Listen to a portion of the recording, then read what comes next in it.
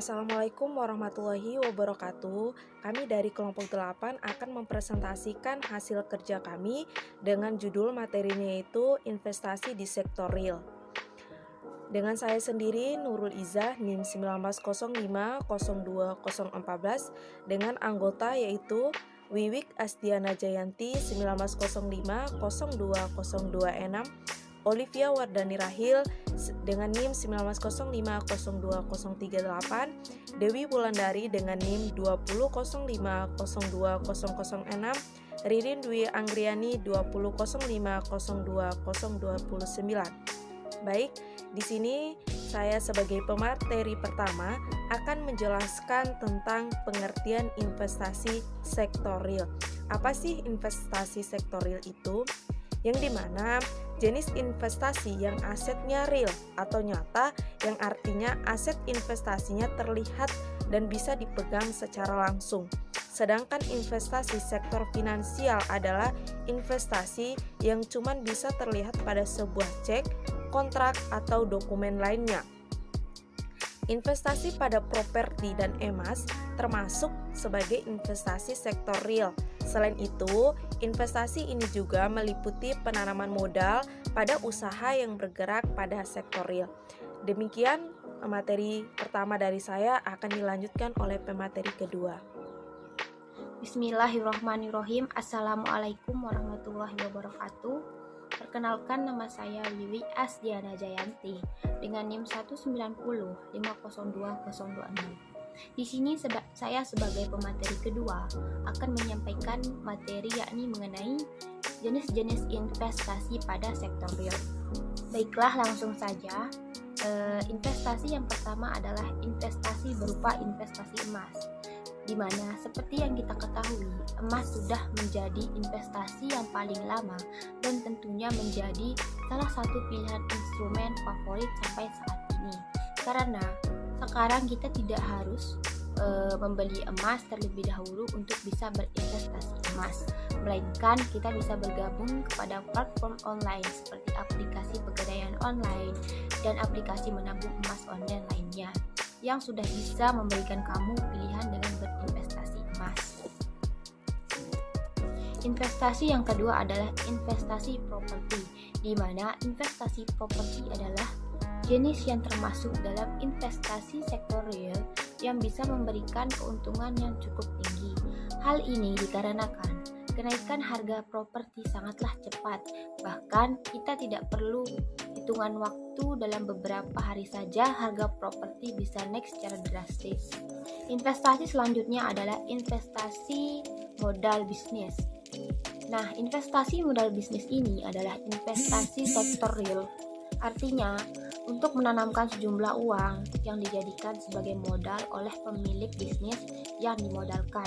Ketika bisnis tersebut sudah menghasilkan keuntungan, si pemberi modal bisa meminta bagian dari keuntungan sesuai dengan perjanjian yang telah disepakati. Investasi yang selanjutnya adalah investasi berupa logam mulia. Selain emas, investasi sektor real yang serupa dengan emas adalah investasi logam mulia seperti perak, platina. Meskipun tidak sepopuler emas, tetapi investasi ini yaitu logam mulia cukup menguntungkan. Investasi yang terakhir pada sektor real adalah berupa investasi tanah, di mana tanah merupakan jenis investasi jangka panjang pada investasi sektor real yang harganya akan selalu naik dari tahun ke tahun, di mana keuntungan yang bisa didapatkan dari investasi ini bahkan bisa berpuluh-puluh kali lipat dari modal awal, asalkan bisa bersabar dan tidak menjual dalam beberapa tahun ke depan, dan tidak menjualnya karena alasan membutuhkan dana cepat.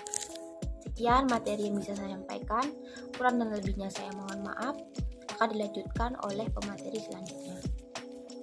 Assalamualaikum warahmatullahi wabarakatuh. Perkenalkan, nama saya Olivia Wardani Rahil dengan NIM 1905020038. Saya di sini sebagai pemateri ketiga akan menjelaskan tentang manfaat berinvestasi di sektor real. Adapun manfaatnya sebagai berikut. 1. Sarana latihan untuk mengatur keuangan. Dengan demikian, kita dapat mengurangi atau menekan pembelanjaan konsumtif atau pembelanjaan yang tidak perlu untuk bisa dialihkan dengan adanya investasi. Yang kedua, mendapat penghasilan tambahan. Dengan adanya penghasilan tambahan, tentunya kita akan mendapatkan uang tiap bulannya. Yang ketiga, sebagai tabungan di masa depan atau mendatang. Dengan adanya tabungan di masa depan, kita tidak akan sulit di kemudian hari karena kita tidak tahu berapa banyak penghasilan yang kita perlukan di masa depan. Dengan demikian, kita harus menabung sejak sekarang. Dan yang keempat, sebagai jaminan bisnis. Dengan adanya jaminan, kita tidak tahu berapa resiko atau hal yang tidak diinginkan terjadi, maka dengan demikian kita harus mempunyai jaminan. Dan yang terakhir atau yang kelima, sebagai sarana ekspansi bisnis. Tentunya kita ingin bisnis kita untuk maju. Dengan demikian kita harus bisa berekspansi atau menjalin kerjasama dengan pihak lain demi memajukan bisnis kita. Sekian dari saya. Assalamualaikum warahmatullahi wabarakatuh. Saya Dewi Wulandari sebagai pemateri keempat akan menjelaskan tentang dasar hukum investasi real untuk menjalankan investasi berbasis syariah agar selaras dengan pedoman dan ajaran bermuamalah dalam Islam. Maka yang menjadi dasar hukum investasi syariah lebih lanjut dirinci pada fatwa DSN MUI. Salah satunya adalah DSN MUI mengeluarkan fatwa bahwa reksadana halal.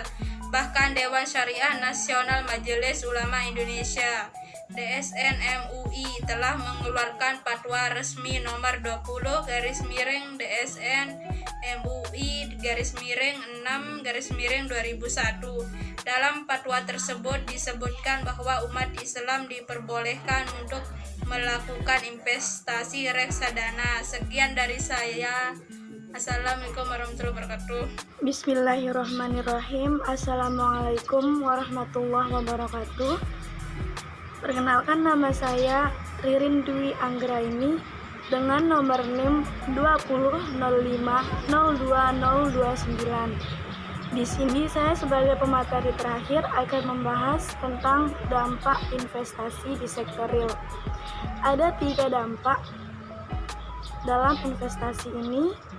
Yang pertama, kebijakan di bidang industri yang masih lemah dan tidak terfokus, seperti stabilitas politik dan penegakan hukum, peraturan ketenagakerjaan, kebijakan energi, kebijakan lingkungan, dan lain sebagainya yang menyebabkan iklim usaha dalam negeri tidak kondusif. Yang kedua, kebijakan fiskal yang tidak komprehensif karena lebih difokuskan pada upaya mencapai target penerimaan negara sesat, sedangkan jangka panjangnya tidak terpikirkan. Dan yang terakhir adalah kebijakan moneter yang masih belum memihak sektor real karena beberapa sektor dinilai beresiko tinggi. Di antaranya seperti fungsi intermediasi perbankan tidak optimal, suku bunga bank tinggi jika dibandingkan dengan bunga simpanan, dan yang terakhir yaitu likuiditas keuangan di lembaga bank untuk sektor industri sangat rendah. Sekian penyampaian materi dari saya, lebih kurangnya saya mohon maaf. Wabillahi taufiq wal hidayah. Wassalamualaikum warahmatullahi wabarakatuh. Terima kasih.